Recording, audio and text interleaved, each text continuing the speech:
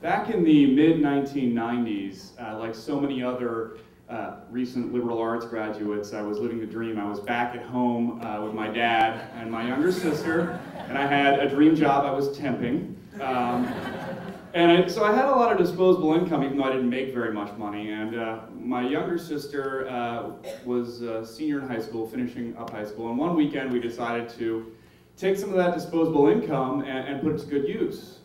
We decided to make some brownies. Special brownies. And I had done this before once or twice, and it never really completely worked. And it wasn't, you know, I had some theories as to why not, but I wanted to be absolutely sure that my hard-earned disposable income went to good use. So I started with 2, 4, 6 times the usual amount of active ingredient that you would put into a batch of brownies, because I wanted to be sure they would work. And then I put my Wesleyan education to work. I was like, you know, the THC molecules are fat soluble. They're going to bond with oil. So we set out our mise en place, if you will. We had everything set up to bake our brownies. And we took our big sack and we took out all the stems and seeds, and then we took a mortar and pestle and ground it into a fine powder. And then we took my dad's very nice French skillet and sauteed our large amount of powder in butter for about 45 minutes at a very low heat. And then we strained it, and we were left with essentially marijuana-infused ghee, which we then used to substitute for the oil in the brownie recipe. And they were good. Oh my, they were good. Now, we had made a tactical error. We had forgot to bake a batch of virgin brownies. So when we got hungry with these very tasty brownies, we ended up each eating 2.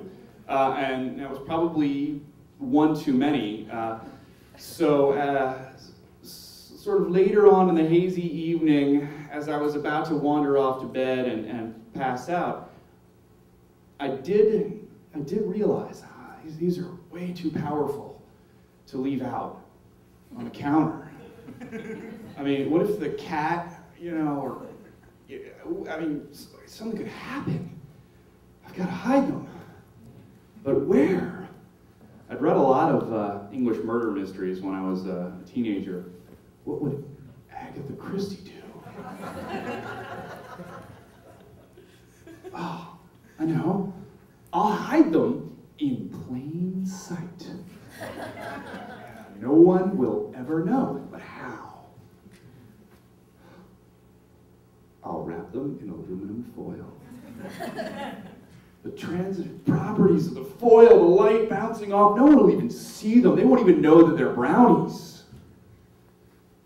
So I wrapped them in aluminum foil, nice little semicircle half-tray brownies, left them on the counter, and went to bed. And slept soundly until I was woken by my sister the following morning. What?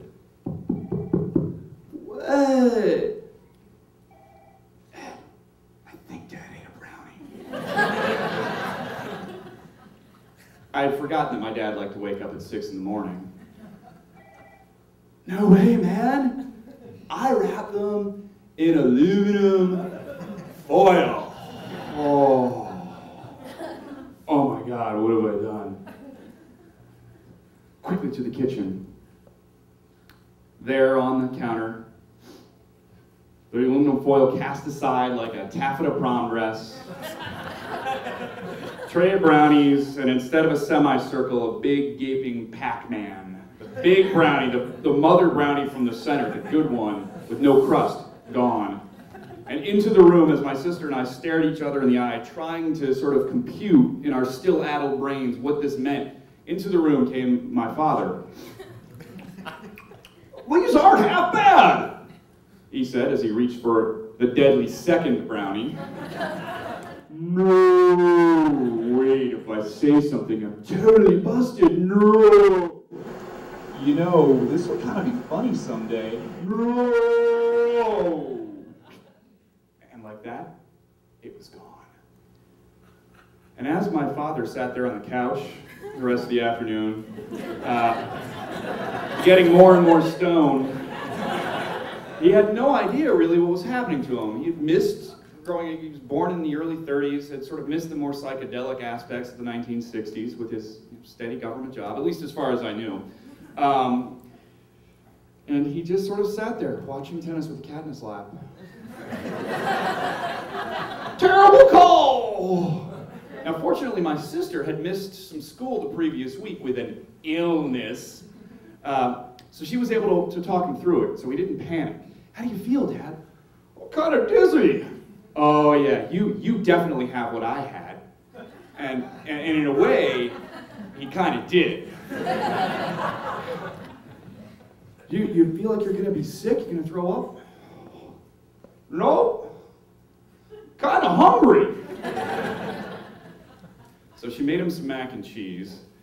And that was that. We didn't have the heart to say anything. And a few weeks later, I was sitting around watching television, because my one expense was the cable bill, so we had all the good channels. I was watching some American movie classics, and on came a movie with Peter Sellers called I Love You, Alice B. Toklas. And the pivotal scene of this movie, Peter Sellers plays a very straight-laced lawyer who's out in Los Angeles, and he's got a straight-laced fiance and straight-laced parents. And the pivotal scene of the movie, his hippie girlfriend that he's sort of having a fling with bakes a batch of special brownies and leaves them for him in his kitchen. And his parents and fiance show up and inadvertently eat the tray of brownies and have a rollicking good time. And as I'm sitting there on the couch, kind of chuckling to myself that I kind of anticipated the movie, albeit I was 30 years late, but still, I thought of it before I saw the movie. That's credit there.